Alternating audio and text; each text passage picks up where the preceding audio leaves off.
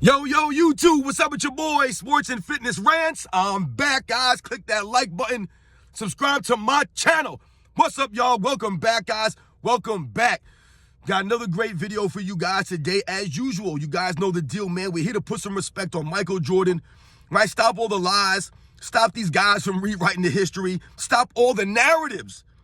That's what's about on this channel, and you guys understand that, right? It's about the facts here, right? And you guys form your opinion off the facts, off of reality, not off of narratives and the media lies. You can't form an opinion off of that. That's all we ask as true basketball fans, is that you guys listen to the facts and you form your opinion off of that, not off of these narratives. Do your homework. And I want to thank you guys for all your love, man. Everybody worldwide, everybody across the states, you guys have been showing my channel a lot of love, and it's very humbling. I always want to thank you guys. Much respect to everybody out there, man, that's been showing my channel love, that has been supporting my channel. Thank you guys. It means a lot, man.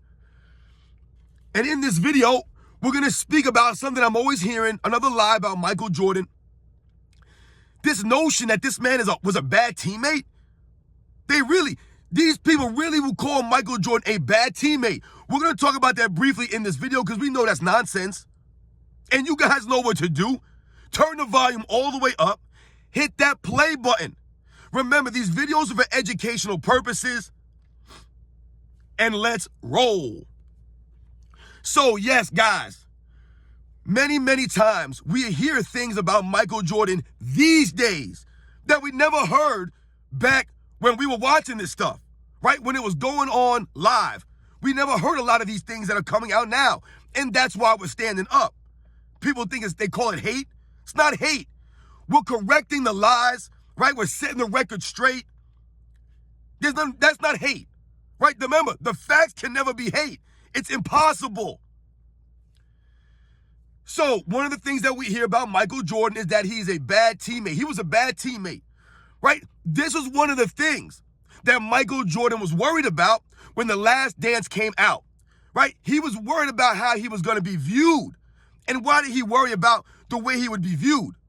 The only reason that he was worried about that stuff is because he understood and he knew the reality of the landscape of sports and sports media and how they view these things, right? People like Michael Jordan, they are a dying breed. There's not many true warriors and competitors like a Michael Jordan left in the NBA, right? Very few of these guys we would ever consider to be true warriors, true competitors. And one of the reasons that we know this about Michael Jordan was from the Last Dance documentary, from growing up watching this man play, the way that he pushed his teammates, right? The way that he interacted with these people. It came across as what? Harsh, right? You heard Michael Jordan in The Last Dance. He said it himself. People might call me a tyrant, right? They might say that he wasn't really a nice guy. And what did Michael Jordan say? He said, well, that's you because you never won anything. And what he meant by that is that people don't understand. They really don't understand in their minds what it takes to be a champion or what it takes to reach a certain level of success in any avenue of life. Any avenue of life. In order for you to attain a certain level of success, right? You're going to have to make sacrifices, right? Michael Jordan talked about that, the sacrifices he made. And you're going to have to push people and pull them when maybe they don't want to be pushed or pulled, right? You can lead a horse to water, but you can't make him drink. Michael Jordan made the sacrifice.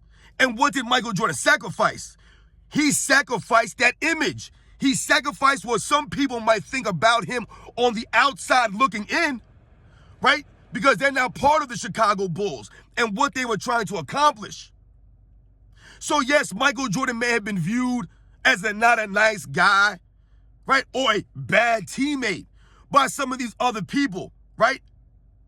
Because Michael Jordan knew what it took to win. He knew it. He saw Larry Bird. He saw Magic Johnson, right? He saw these guys as the leaders that they were and what they had to do to galvanize the teammates around them, right? All their games are different, right? And they're all different leading styles. the way that Michael Jordan approached his team is not the same as the way as Magic Johnson approached. Right? Magic Johnson always had the smile on his face. Michael Jordan didn't always have that smile. He had that scowl. Right? You heard these guys in The Last Dance talk about the fear factor of Michael Jordan. These were his teammates. And they were scared of this man. Not scared in the sense that he would physically beat them, even though we know he got into some altercations in practice with some of these guys, right? Like a Steve Kerr. We know about that. But what they were afraid of was that Michael Jordan was going to get on them. They were afraid to fail. They were afraid to let Michael Jordan down, right? So they didn't want to mess up in practice, right? This is what Michael Jordan did to his teammates. He held them to a higher standard. There's nothing wrong with that. I tell you guys in the past, because we've talked about this, I would love to have a teammate like a Michael Jordan. Me, myself, when I played sports, right, when I was in school and you had a sport and I was a captain of my football team. And with that responsibility, right, as a captain, I had to push guys sometimes. Sometimes we had to yell at somebody. Man, you're messing up. A guy forgets the play call. He mess up. You got to let them know, right? You got to hold people to a standard. And why was Michael Jordan holding his teammates to a standard? Why was he pushing these guys when they didn't want to be pushed? Because Michael Jordan understood, and we understood, that Michael Jordan's ultimate goal was to what? To win. It wasn't to collect a certain amount of points or to get some rebounds or to get some stupid records. It was to be known as a winner, for the Chicago Bulls to be respected as winners. He wanted to be mentioned with the all-time greats, not because he scored a bunch of points and had a bunch of, scoring titles, or because he's got a couple of MVP trophies, right? Led the league in steals a couple of times. That's not what it was about. He wanted to be seen as a winner, as a champion, like the other all-time greats, because that's what we valued back in those days. That's what was valued. All the way up until the last, 10 years or so, we actually valued winning and hard work, being a competitor, right? Carrying yourself with integrity and class.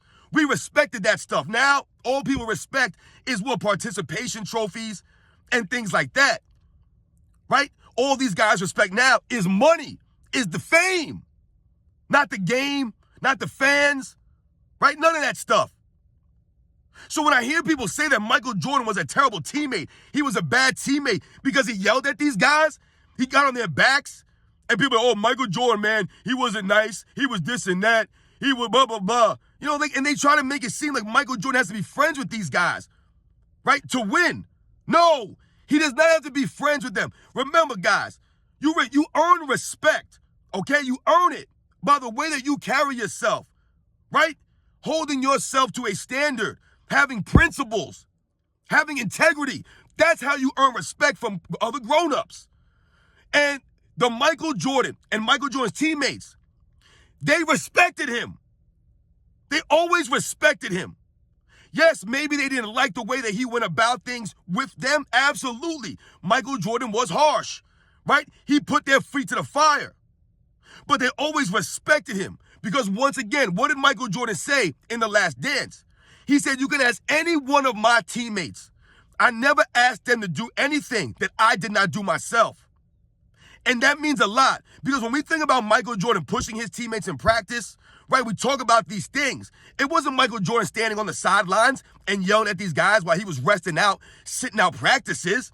No, Michael Jordan, I told you guys, Craig Hodges said from 1990 or 89 until 1992, he was on the Bulls for 4 seasons, guys. He said Michael Jordan never lost a suicide sprint. Never! Even though guys like Scottie Pippen were trying to beat him. Horace Grant, B.J. Armstrong, these guys were trying to beat Michael Jordan. 4 years straight, never lost a suicide sprint. That's called being a true competitor. That's called being a leader. If Michael Jordan's going out there and giving his all in practice, then those guys have no excuses. There's no excuses for Bill Wennington or Will Perdue or Scottie Pippen or BJ Armstrong. There's no excuses for any one of those guys to slack off, to lollygag, to feel a certain way, right? To not respect Michael Jordan. But they had to respect him because he was doing the same thing that they were doing. He was giving maximum effort. When he was the star, he could have easily took a back seat, sat down at practice, pointed a finger at those guys, man, hey, you go do that. Do as I say, not as I do. Michael Jordan always led by example. And yes, he had to get in these guys' butts every once in a while. He had to yell. He had to be the bad guy. Right? Phil Jackson wasn't going to be the bad guy. Scottie Pippen? No. Horace Grant, Bill Cartwright? No. I told you guys, Michael Jordan was the big brother for those guys. He was the enforcer for the Chicago Bulls. Right? No, not the enforcer like a Charles Oakley or Rick Mahorn or Robert Parrish, where he's going to knock you out, things like that. He enforced the way the Bulls were going to play. He enforced the rules. He enforced the practice routines. That was Michael Jordan. It all came from his leadership. Michael Jordan is one of the greatest leaders in all of sports. All of sports. And why can we say this? Because of the results. The results are there for Michael Jordan. So when we look at his career, and we can clearly see Michael Jordan won 6 championships, he never lost. In the finals. He did more with less than anyone in history. And partly due to his leadership style. Maximizing these guys. Raising them up. When he needed them to perform, guess what? They were there for him. And why were they there for him? Because he had them prepared in practice. Through his leadership. Being a great teammate. Remember, guys, no matter what anybody says about Michael Jordan's leadership style, it doesn't matter. Why? Because the results were there. Michael Jordan got the results he was looking for. If he did not get those results, right? If he was 1-5 in the NBA Finals, or 2-4 in the NBA Finals, or 0-6 in the NBA Finals, then we can clearly talk about Michael Jordan and something that he wasn't doing right. Maybe his leadership style wasn't right. Maybe he wasn't getting the most out of these guys. But that's not the case. Michael Jordan made them champions. And all those guys are thankful all these years later to Michael Jordan and him pushing them. Because remember, all these years later, who's the bad guy now? Michael Jordan is being seen as a bad guy now. They're trying to tear down Michael Jordan. They're not tearing down Scottie Pippen or Horace Grant or Will Perdue or Bill Cartwright or Craig Hodges or BJ Armstrong or Tony Kukoc or Dennis Rodman. None of those guys are being torn down. They're actually being lifted up to diminish Michael Jordan. This is a sacrifice that Michael Jordan made for them. Because why? Because all these years later, people cannot fathom. They can't understand. How was Michael Jordan go 6-0 in the finals? So what do? They think in their mind, how can we explain this? And they come up with, wait, we know. He wasn't really playing against any hard competition. That's number one, right? And then number two, all the guys that he played with were great. But none of the other players on the other teams were any good. You see how that sounds, guys, when you say it out loud? It sounds ridiculous, but this is what they came up with in their minds to explain Michael Jordan's greatness. Instead of pointing out his practice routines and how his teammates talk about this man in practice. No one else is talked about like that in practice. I've never heard any stories of anybody in NBA's history, guys, being talked about the way that they talk about Michael Jordan in practice. BJ Armstrong himself said, I wish we had film and cameras filming Michael Jordan every day in practice. They say that sometimes his best moves, his best highlights were in practice. I told you guys, it did not matter if it was preseason, if it was a practice, right, in October, or it was the NBA Finals. Michael Jordan was approaching it the same way. He didn't turn the switch on and off. It was always on. And Michael Jordan was a great teammate. He was a great competitor. He was a great leader. There are different leadership styles. And Michael Jordan and his leadership style worked for him and his teammates. They needed that. Scottie Pippen, he needed that. That's what we talk about. Excuse me. When we say that Michael Jordan helped Scottie Pippen, that's what we're talking about. It was the leadership of Michael Jordan, the big brother mentality of Michael Jordan that Scottie Pippen needed, that a lot of those guys needed. Think about how you feel when you go out on a basketball court after practicing all week with the greatest basketball player of your era. You go out on the court, think about what that does for your confidence, knowing that Michael Jordan got your back. Are you kidding me, man? You guys know the deal, man. That would make you feel so much more confident. And I've told you guys, for role players in sports, confidence is key. They need to have that confidence. That's why John Paxson can hit that shot in 93. That's why Steve Kerr can hit that shot in 1997. It was the confidence. Right? He gave to all those guys. Michael Jordan was an excellent leader. He's one of the greatest teammates, man.